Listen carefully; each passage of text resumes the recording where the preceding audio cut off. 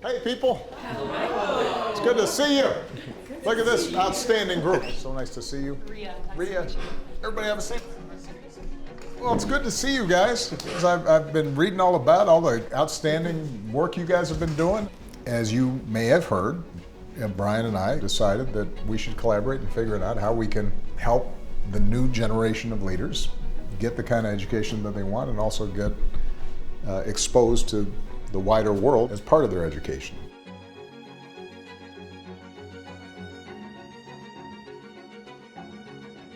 Because of technology, because of globalization, the world has continued to get smaller. And as the world gets smaller, people that are different from one another bump up against each other, which is why we want to make sure that they're exposed to travel, but they also have to be able to afford to go into public service.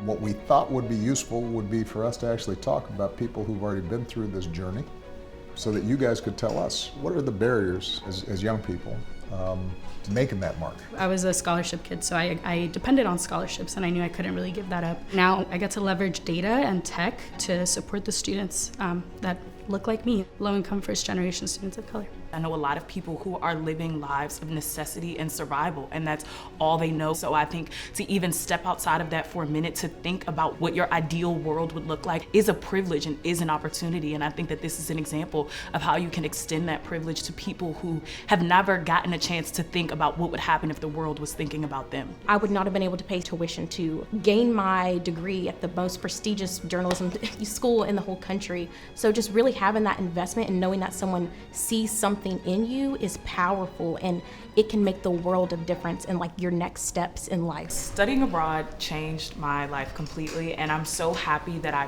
pushed myself to do it. And I think what shocked me was to go abroad and find out that I had community in other places in the world. I was the first person in my family to graduate from college and also the first person in my family to go on a plane. I went to Peru when I was 15 years old, and I set up bake sales in my local grocery store to get the price of the trip covered, because I knew that this was a once-in-a-lifetime opportunity. I didn't really have to explore or connect with my Asian American identity until college.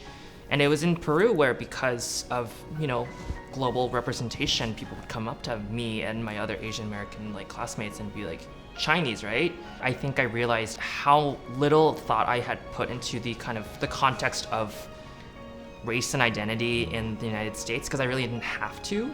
I do think back to how pivotal and transformational these experiences are to learn about other cultures and to learn about yourself and to learn about other political structures. I don't know if I would have had the opportunities if it weren't for programs that were funding or supporting me on these journeys. I remember the first time I took Michelle to Kenya.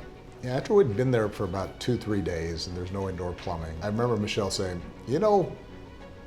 I didn't realize how American I am. But what she came to realize coming out of that travel was also, there's so many of my attitudes and values are shaped by a very specific experience of growing up in this country, and that can be powerful as well. The President and I met fortuitously because I became a global entrepreneur for ambassadorship in 2015, and I got to meet entrepreneurs around the world, young leaders. This was a program we had set up to promote entrepreneurship, and Brian was one of our ambassadors. I went on that trip with you, and President Obama gave a speech, and he said, we plant a seed not so we can watch it grow, but for the next generation to watch it grow.